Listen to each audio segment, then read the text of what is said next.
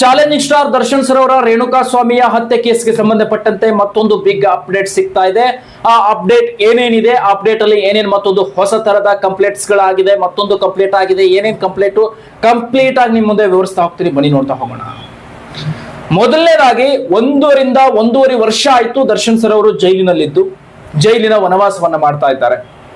ಈ ಒಂದು ವನವಾಸದ ಸಮಯದಲ್ಲಿ 1.5 ವರ್ಷಗಳ ಹಿಂದಿನಿಂದಲೂ ಕೂಡ ಬೆನ್ನಿಗೆ ಬಿದ್ದ ಬೇತಾಳದಂತೆ ಮಾಸ್ಟರ್ ಮೀಡಿಯಾ ಮಾಧ್ಯಮಗಳು, ಅಂದ್ರೆ ಮಾಧ್ಯಮಗಳಂತ ಏನ್ ಬರ್ತಾವಲ್ಲ ರಾಜ್ಯದಲ್ಲಿ, ಕರ್ನಾಟಕ ರಾಜ್ಯದಲ್ಲಿ ಈ ಮಾಧ್ಯಮಗಳು ದರ್ಶನ್ ರವರಿಗೆ ಬಿಟ್ಟು ಬಿಡದೆ ಅವರದೇ ಆದಂತಹ ವೈಯಕ್ತಿಕ ತೇಜಾವಧಿಯನ್ನ ಮಾಡ್ತಾ ದರ್ಶನ್ ರವರ ಮೇಲೆ ತಮ್ಮ ಸೇಡನ್ನ ತೀರಿಸಿಕೊಳ್ಳಿಕ್ಕೆ ಹಂಬಲಿಸಿದ್ರು. ಸೊ ಇದೆಲ್ಲ ಇದ್ದಾಗ ನಡೆದಂತಹ ಸಂದರ್ಭದಲ್ಲಿ ಚಾಲೆಂಜಿಂಗ್ ಸ್ಟಾರ್ ದರ್ಶನ್ ಸರ್ ಅವರು ಒಂದು ಬಾರಿ ಕೋರ್ಟ್ಗೆ ಮನವಿಯನ್ನ ಮಾಡ್ಕೊಂಡಿದ್ರು. ಏನಂತ ಮನವಿಯನ್ನ ಮಾಡ್ಕೊಂಡಿದ್ರು? ನ್ಯಾಯಾಲಯದಲ್ಲಿ ನೋಡಿ, ನನ್ನ ಬಗ್ಗೆ ಈ ರೀತಿಯಾದಂತಹ ಅಪಪ್ರಚಾರಗಳನ್ನ ಮಾಡ್ತಾ ಇದ್ದಾರೆ ಮತ್ತು ತೇಜಾವಧೆಗಳನ್ನ ಮಾಡ್ತಾ ಇದ್ದಾರೆ, ಈ ಕಡೆ ಗಮನ ಹರಿಸಿ ಅಂತ ಹೇಳಿ ನ್ಯಾಯಾಲಯದ ಮೊರೆ ದರ್ಶನ್ ಸರ್ ಹೋಗಿದ್ರು. ಅಂದ್ರೆ ಅವರ ಪತ್ನಿ ಕೂಡ ಹೋಗಿದ್ರು, ಅವರ ಪತ್ನಿ ಕಡೆಯಿಂದ ಹೋಗಿದ್ರು. ಸೊ ಆದ್ರೆ ಈಗ ಮತ್ತೊಂದು ಬಾರಿ ನ್ಯಾಯಾಲಯದ ಮೆಟ್ಟಿಲುಗಳನ್ನ ಏರಿದ್ದಾರೆ ದರ್ಶನ್ ದಾಸ, ಚಾಲೆಂಜಿಂಗ್ ಸ್ಟಾರ್ ಡಿ ಬಾಸ್.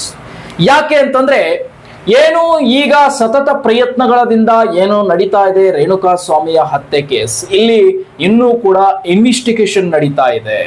ಈ ಇನ್ವೆಸ್ಟಿಗೇಷನ್ ಸಂದರ್ಭದಲ್ಲೇ ಸಾಕಷ್ಟು ರೀತಿಯ ಮಾತುಗಳನ್ನ ಮಾಧ್ಯಮಗಳಲ್ಲಿ ಮಾತನಾಡಿದ್ದಾರೆ ಮತ್ತು ಬಿಂಬಿತವಾಗಿ ದರ್ಶನ್ ರವರೇ ತಪ್ಪು ಮಾಡಿದ್ದು ಅನ್ನುವ ರೀತಿಯಲ್ಲಿ ಬಿಂಬಿತವಾಗಿ ಮಾಧ್ಯಮಗಳ ಮುಖಾಂತರ ಅವರು ಸಂದೇಶವನ್ನು ರವಾನೆ ಮಾಡಿದ್ದಾರೆ.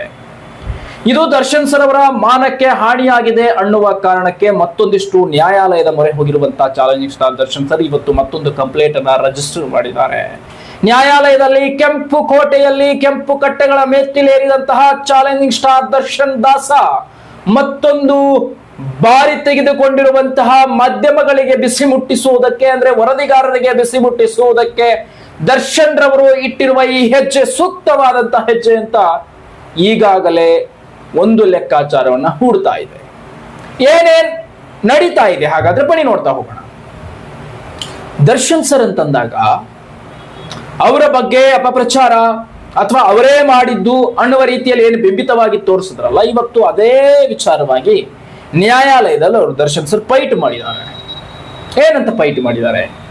ನನ್ನ ಬಗ್ಗೆ ಏನು ಮಾಧ್ಯಮಗಳಲ್ಲಿ ಪ್ರಸಾರ ಮಾಡ್ತಾ ಇದ್ದಾರೆ ಅಂದ್ರೆ, ಇನ್ನು ಇನ್ವೆಸ್ಟಿಗೇಷನ್ ನಡೆಯುವ ಹಂತದಲ್ಲಿರುವಂತಹ ರೇಣುಕಾ ಸ್ವಾಮಿಯ ಹತ್ಯೆ ಕೇಸ್, ಏನು ನಡೆದಿರುವಂತಹ ಒಂದು ಕೇಸ್ ಇದೆಯಲ್ಲ, ಈ ಕೇಸನ್ನ ತಾನೇ ಜಡ್ಜ್ ಅನ್ನುವ ರೀತಿಯಲ್ಲಿ ಏನ್ ಮಾತನಾಡ್ತಾ ಇರ್ತಾರಲ್ಲ ಮಾಧ್ಯಮದಲ್ಲಿ, ಅವರಿಗೆ ಬಿಸಿ ಮುಟ್ಟಿಸುವಂತ ಲೆಕ್ಕಾಚಾರವಾಗಿ ಈಗ ಕಾನೂನಿನ ಮೊರೆಯಲ್ಲಿ ದರ್ಶನ್ ಸರ್ ನಿಂತ್ಕೊಂಡಿದ್ದಾರೆ. ನ್ಯಾಯ ಒದಗಿಸಿ ಅಂತ ಹೇಳಿ ನ್ಯಾಯಾಲಯದಲ್ಲಿ ಈ ಮಾಧ್ಯಮಗಳಿಗೆ ಒಂದು ತೆರೆ ಎಳೆಯುವಂತ ಕೆಲಸವನ್ನ ಹಿಂದೆ ಪತ್ನಿ ವಿಜಯಲಕ್ಷ್ಮಿ ಅವರು ಮಾಡಿದ್ರು. ಅದಕ್ಕೆ ಕ್ಯಾರೇ ಅಣ್ಲಿಲ್ಲ ಮಾಧ್ಯಮಗಳು. ಮತ್ತೆ ಅವರ ಪ್ರಸಾರಗಳನ್ನ ಶುರು ಮಾಡ್ಕೊಂಡು ಅಂದ್ರೆ ಅಸಭ್ಯವಾಗಿ ಮಾತಾಡೋದನ್ನ, ತೇಜಾವಧಿ ಮಾಡೋದನ್ನ ಬಿಟ್ರು. ನೋಡಿ, ಮಾತನಾಡಿದ್ದಾರೆ ಸಾಕಷ್ಟು ಜನ, ದನ ಇದ್ದಂಗಿದ್ದಾನೆ, ದಪ್ಪ ಇದ್ದಾನೆ, ಕುಳ್ಳ ಇದ್ದಾನೆ, ಖಡ್ಡ ಇದ್ದಾನೆ ಅಂತ ಏನೇನೋ ಅವ್ರ ಮನಸ್ಸಿಗೆ ಬಂದಂಗೆಲ್ಲ ಮಾತಾಡಿದ್ರು ದರ್ಶನ್ ಸರ್ಗೆ. ಸೊ ಏನೇನೋ ಮಾತಾಡಿದ್ರು, ಆದ್ರೆ ಅದನ್ನ ತೆರೆ ಎಳೆದ್ರು. ವಿಜಯಲಕ್ಷ್ಮಿ ಅವರು ಹೋಗಿ ನ್ಯಾಯಾಲಯದ ಮೊರೆ ಹೋಗಿ ಒಂದು ಆರ್ಡರ್ ಅನ್ನ ಕೂಡ ತೆಗೆದುಕೊಂಡು ಬಂದ್ರು. ದರ್ಶನ್ ರವ್ರ ಬಗ್ಗೆ ಅಪಪ್ರಚಾರ ನಡೀಬಾರ್ದು, ಅವಹೇಳನಕಾರಿ ಮಾತುಗಳನ್ನ ಮಾತನಾಡಬಾರ್ದು ಅನ್ನುವ ಲೆಕ್ಕಾಚಾರವಾಗಿ ಇಟ್ಕೊಂಡು ಹಿಂದೆ 1.5 ವರ್ಷದಿಂದಲೇ ಅವರು ಈ ಆರಂಭದ ಹಂತದಲ್ಲೇ ಕೂಡ ಅವರು ಈ ರೀತಿಯಾದಂತಹ ಒಂದು ನಿರ್ಧಾರವನ್ನು ತೆಗೆದುಕೊಂಡಿದ್ರು. ಈಗ ದರ್ಶನ್ ಸರ್ ಅವರು ಮನನೊಂದು, ಅಂದ್ರೆ ಅವರ ಮನಸ್ಸಿಗೆ ನೋವಾಗಿದೆ ಅನ್ನುವ ಲೆಕ್ಕಾಚಾರವನ್ನ ನಾವು ಹೇಳ್ತಾ ಇದ್ದೀವಿ. ಅವ್ರ ಮನಸ್ಸಿಗೆ ನೋವಾಗಿದೆಯೋ ಅಥವಾ ಇಲ್ಲ ನನ್ನ ಮಕ್ಕಳಿಗೆ ಬುದ್ಧಿ ಕಲಿಸ್ಬೇಕು ಅಂತಾನೋ, ಮಾಧ್ಯಮಗಳಿಗೆ ಬುದ್ಧಿ ಕಲಿಸ್ಬೇಕು ಅಂತಾನೋ ಏನೋ ಗೊತ್ತಿಲ್ಲ. ಆದ್ರೆ ಅವರು ಇವತ್ತು ಕಂಪ್ಲೇಂಟ್ ಅನ್ನ ಮತ್ತೆ ರಿಜಿಸ್ಟರ್ ಮಾಡಿದ್ದಾರೆ. ಏನ್ ಕಂಪ್ಲೇಂಟ್ ರಿಜಿಸ್ಟರ್ ಮಾಡಿದ್ದಾರೆ ಅಂದ್ರೆ, ಮಾಧ್ಯಮಗಳು ಬೇಕಾಬಿಟ್ಟಿಯಾಗಿ ನನ್ನ ಬಗ್ಗೆ ಬಿತ್ತರಿಸುವ ಹಾಗಿಲ್ಲ, ಬೇಕಾಬಿಟ್ಟಿಯಾಗಿ ನನ್ನ ಬಗ್ಗೆ ಹೇಳುವ ಹಾಗಿಲ್ಲ ಅನ್ನುವಂತ ಲೆಕ್ಕಾಚಾರವನ್ನ ಅವರು ಒಂದು ಕಂಪ್ಲೇಂಟ್ ಅನ್ನ ಮಾಡಿದ್ದಾರೆ. ಅಂದ್ರೆ ನೋಡಿ, ಈಗ ದರ್ಶನ್ ಸರ್ ಅವರು ಕೇಸ್ ಇನ್ವೆಸ್ಟಿಗೇಷನ್ ನಡೀತಾ ಇದೆಯಲ್ಲ, ಈ ಇನ್ವೆಸ್ಟಿಗೇಷನ್ ಹಂತದಲ್ಲಿ ದರ್ಶನ್ ರವರೇ ಇದನ್ನ ಮಾಡಿದ್ದು, ಈ ಹತ್ಯೆ ಕೇಸನ್ನ ಮಾಡಿದ್ದು, ಈ ಹತ್ಯೆಯಲ್ಲಿ ಭಾಗಿಯಾಗಿದ್ದಾರೆ ಅನ್ನುವ ರೀತಿಯಲ್ಲಿ ಬಿಂಬಿತವಾಗಿ ಪ್ರಸಾರ ಮಾಡ್ತಾ ಇರುವಂತಹ ಮಾಧ್ಯಮಗಳಿಗೆ ಒಂದು ಖಡಕ್ ಉತ್ತರವನ್ನ ಕೊಡ್ಲಿಕ್ಕೆ ದರ್ಶನ್ ರವರೀಗ ಒಂದು ಕಂಪ್ಲೇಂಟ್ ಅನ್ನ ರಿಜಿಸ್ಟರ್ ಮಾಡಿದ್ದಾರೆ ಅನ್ನುವಂತ ಮಾಹಿತಿ ತಿಳಿದು ಬರ್ತಾ ಇದೆ. ಈಗಾಗಲೇ ಮಾಧ್ಯಮಗಳು ಸ್ವಲ್ಪ ಗಪ್ಚುಪ್ಪಾಗಿ ಬಾಯಿ ಮುಚ್ಕೊಂಡು ಕೂತ್ಕೊಂಡಿವೆ. ಎಲ್ರು ಸೋಷಿಯಲ್ ಮೀಡಿಯಾ ಬಂತು, ಆಮೇಲೆ ಮಾಸ್ಟರ್ ಮೀಡಿಯಾಗಳು ಬಂದವು, ಎಲ್ಲ ಮಾಧ್ಯಮ ಅಂದಾಗ ಬರೀ ಕೇವಲ ಮಾಧ್ಯಮಗಳು ಬಿಗ್ ಬಾಧ್ಯಗಳು ಎಲ್ಲರೂ ಕೂಡ. ಸೊ ಎಲ್ಲರೂ ಕೂಡ ಬಾಯಿ ಮುಚ್ಕೊಂಡು ಕೂಡಿರುವಂತ ಕೆಲಸ ಆಗೋಯ್ತು. ಆದ್ರೆ ಒಂದು ಲೆಕ್ಕಾಚಾರ, ದರ್ಶನ್ ಸರ್ ಅವರಿಗೆ ಸಹಕಾರ ನೀಡಲೇಬೇಕು, ಅವರಿಗೆ ಅವರ ಬಗ್ಗೆ ನಿಜವಾದ ಮಾಹಿತಿಯನ್ನು ನೀಡಲೇಬೇಕು ಅನ್ಕೊಂಡಿರುವಂತ ಬೆರಳೆಣಿಕೆಯಷ್ಟು ಮಾತ್ರ ಸತ್ಯವನ್ನ ರಿವೀಲ್ ಮಾಡ್ತಾ ಇದ್ದೀವಿ. ಅದರಲ್ಲಿ ನಾನು ಒಬ್ಬ, ನಮ್ಮದು ಒಂದು. ಸೊ ದರ್ಶನ್ ಸರ್ ಅವರ ಬಗ್ಗೆ ಅಪಪ್ರಚಾರ ಮಾಡ್ತಾ ಇರುವಂತವ್ರ ಮೇಲೆ ಈಗಾಗಲೇ ಕ್ರಮ ಕೈಗೊಳ್ಳುವಂತ ಲೆಕ್ಕಾಚಾರವನ್ನು ಮಾಡಿದ್ದಾರೆ. ಸುಮಾರು 1800 ಯೂಟ್ಯೂಬ್ ಚಾನಲ್ ಲಿಂಕ್ಸ್ ಗಳನ್ನ ಕೊಟ್ಟಿದ್ದಾರಂತೆ ಚಾಲೆಂಜಿಂಗ್ ಸ್ಟಾರ್ ದರ್ಶನ್. ಇದು ಬಹಳ ದೊಡ್ಡ ಮಟ್ಟದ ಹೊಡೆತ ಬೀಳಲಿದೆ. ಸುಮಾರು 1800 ಯೂಟ್ಯೂಬ್ ಚಾನಲ್ಸ್ ಲಿಂಕ್ ಗಳನ್ನ ಕೊಟ್ಟಿದ್ದಾರಂತೆ. ಅವರ ಬಗ್ಗೆ ಅಪಪ್ರಚಾರ ಮಾಡಿದ್ರು. ಸುಮಾರು 1800 ಲಿಂಕ್. ನಿಮಗೆ ಅರ್ಥ ಆಗ್ಬೇಕು, 1800 ಲಿಂಕ್ಸ್ ಅಂದ್ರೆ 1800 ಲಿಂಕ್ ಗಳನ್ನ ದರ್ಶನ್ ರವರು ಕಂಪ್ಲೇಟ್ ನಲ್ಲಿ ಕೊಟ್ಟಿದ್ದಾರಂತೆ. ಯೂಟ್ಯೂಬ್ ನ ಲಿಂಕ್ಸ್ ಗಳನ್ನ, ಅದು ಅಲ್ಲಿ ಮಾಸ್ಟರ್ ಮೀಡಿಯಾ ಬಂತು, ಸೋಷಿಯಲ್ ಮೀಡಿಯಾ ಬಂತು, ಎಲ್ಲ ಬಂತು. ಯಾರವರ ಬಗ್ಗೆ ಅಪಪ್ರಚಾರ ಮಾಡಿದ್ದಾರೆ, ಇನ್ವೆಸ್ಟಿಗೇಷನ್ ನಡೆಯುವ ಹಂತದಲ್ಲಿ ಅವರೇ ಮಾಡಿದ್ದು ಇದನ್ನ ಹತ್ಯೆ ಅಂತ ಹೇಳಿದ್ದಾರೆ. ಇವರು ಎಲ್ಲರನ್ನೂ ಕೂಡ ಯೂಟ್ಯೂಬ್ ಚಾನಲ್ ಲಿಂಕ್ ಗಳನ್ನ ತೆಗೆದುಕೊಂಡು ಅಲ್ಲಿ ಕೊಟ್ಟಿದ್ದಾರೆ. ಅದು ತನಿಖೆ ಆಗಬೇಕು. ಯಾಕೆ ನನ್ನನ್ನ ಇನ್ವೆಸ್ಟಿಗೇಷನ್ ನಡೆಯುವ ಹಂತದಲ್ಲಿರ್ಬೇಕಾದ್ರೆ ನಾನೇ ಮಾಡಿದ್ದು ಅಂತ ಬಿಂಬಿಸಿದ್ರಿ ಇವರೆಲ್ಲ ನಾಲಾಯಕರು ಅನ್ನುವಂತ ನಿಟ್ಟಿನಲ್ಲಿ ದರ್ಶನ್ ಚಾಲೆಂಜಿಂಗ್ ಸ್ಟಾರ್, ದರ್ಶನ್ ಭೂಪತಿ ಕನ್ನಡದ ಸಾರಥಿ ಈಗ ಕೋರ್ಟ್ ಮೆಟ್ಟಿಲೇರಿದ್ದಾರೆ. ನ್ಯಾಯಾಲಯ ಅಂದಾಗ ಎಲ್ರಿಗೂ ಒಂದೇ, ನ್ಯಾಯಾಲಯ ಅಂದಾಗ ಎಲ್ರಿಗೂ ಒಂದೇ, ನ್ಯಾಯ ಅಂದಾಗ ಎಲ್ರಿಗೂ ಒಂದೇ.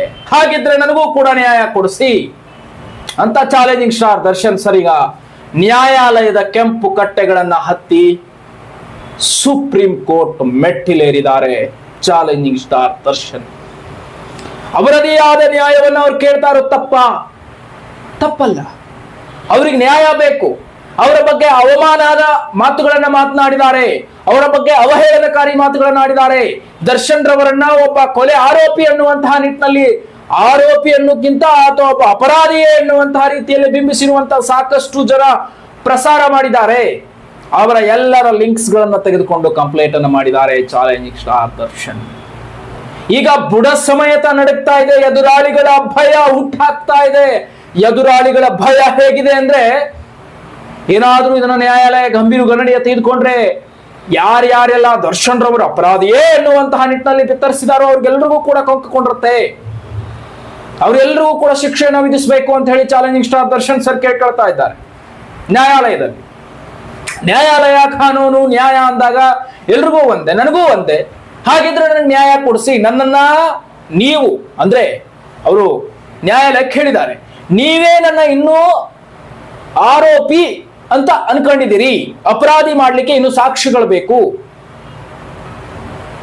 ಅಂಥದರಲ್ಲಿ ಅಪರಾಧಿಯನ್ನೇ ಇವರೇ ಅಪರಾಧಿ ಅಂತ ಹೇಳಿಕೊಟ್ಟಿರುವಂತ, ಬಿತ್ತರಿಸಿರುವಂತ, ನನ್ನ ಮಾನಕ್ಕೆ ಹಾನಿ ಮಾಡಿರುವಂತ ಯೂಟ್ಯೂಬ್ ಲಿಂಕ್ಸ್ ಗಳು 1800 ಯೂಟ್ಯೂಬ್ ಲಿಂಕ್ಸ್ ಗಳನ್ನ ಈಗ ದರ್ಶನ್ ರವರು ಸುಮಾರು 1800 ಯೂಟ್ಯೂಬ್ ಲಿಂಕ್ ಗಳನ್ನ ಈಗ ಕಂಪ್ಲೇಂಟ್ ಅಲ್ಲಿ ಕೊಟ್ಟಿದ್ದಾರಂತೆ.